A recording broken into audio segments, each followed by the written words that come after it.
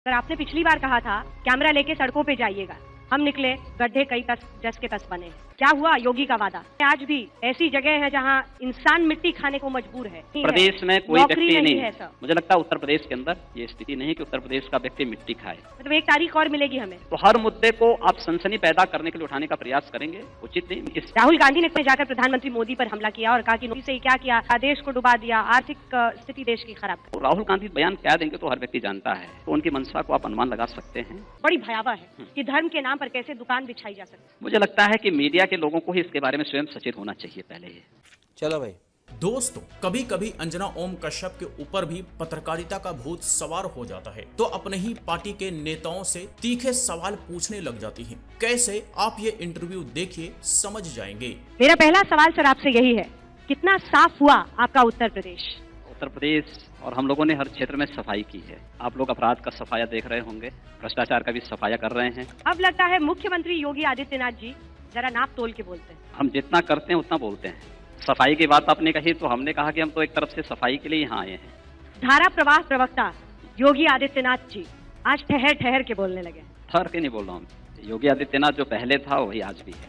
मुख्यमंत्री योगी आदित्यनाथ अपने आप को, जो लक्ष्य आपने रखा था कि मैं ये करूंगा या वो करूंगा, आप अपने आप को कितने अंक देते हैं? तो मैं तो कहूँगा कि 1000 अंक मैं अपने आप को दूंगा। 100 में? बिल्कुल दूंगा।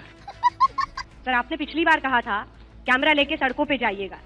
हम निकले, गड्ढे कई जस के तस बने। ठीक बात है। क्या हुआ योगी का वादा? ये गड्ढे केवल भ्रष्टाचार के नहीं, या कर्मण्यता, भ्रष्टाचार और पापाचार के गड्ढे भी हैं और समय लगेगा। लेकिन आप इस बात को कहिए कि किसी सरकार ने कहा तो कि हम प्रदेश को गड्ढा मुक्त करेंगे। जनता को आप मूर्ख समझना बंद कर दीजिए। खजाना खाली था तब भी हमने कहा गड्ढा मुक्ति का अभियान चलना चाहिए, गड्ढा मुक्त होना चाहिए प्रदेश। और 1,20,000 किलोमीटर में 80,000 किलोमीटर की सड़कें गड्ढा मुक्त हुई। मतलब एक तारीख और मिलेगी हमें? एक तारीख नहीं, एक तो सदा चलने वाली प्रक्रिया है। क्या प्रशासनिक भ्रष्टाचार की तरफ इशारा कर रहे हैं? देखिए, जहां पर पूरा का पूरा राजनीतिक नेतृत्व ही भ्रष्टाचार के आकंठ में डूबा रहा हो, कितना बड़ा अनर्थ और कितना बड़ा अन्याय क्या है प्रदेश के साथ इन लोगों ने। हाँ जी, तो सवाल की कितना साफ हुआ आपका उत्तर प्रदेश, तो योगी का जवाब आपने देखा। जिस सफाई की बात ये कर रहे हैं दरअसल उसे बदला कहते हैं, अपने विपक्षी दलों से बदला। इस पर काउंटर सवाल तो बनता था, पर क्या कहें, गोदी मीडिया है तो है। इसलिए ये सज्जन 100 में से 1000 अंक खुद को दे रहे हैं। अगर रवीश कुमार जैसे पत्रकार होते तो इनकी हिम्मत नहीं होती ऐसे अंक देने की। और जी यूपी के गड्ढों पर तो बात ही ना की जाए तो बेहतर है, नहीं तो गिनीज बुक में रिकॉर्ड हो जाएगा। खैर, अंजना ने सवाल खूब पूछा लेकिन जवाब के नाम पर सिर्फ विपक्ष पर हमला। ये प्रूव करता है कि इनके पास इसका जवाब नहीं है। गड्ढा मुक्त करने का कोई योजना भी इनके पास नहीं दिख रहा, तो गड्ढा मुक्त करेंगे कैसे? तो अंजना के मुताबिक लगता है कि ये लोग तारीख पर तारीख खेलने वाले हैं, या कहिए तो खेल रहे हैं। खैर, धर्म की राजनीति में विकास की बात ना किया जाए, रोजगार की बात ना किया जाए, महंगाई की बात ना किया जाए, ऐसा ट्रेंड इस न्यू इंडिया में सेट किया गया है। अगर इन सब पर सवाल करेंगे तो पूरी राइट विंग लॉबी समेत गोदी मीडिया भी आपको राष्ट्र विरोधी साबित करने में जुट जाएंगे।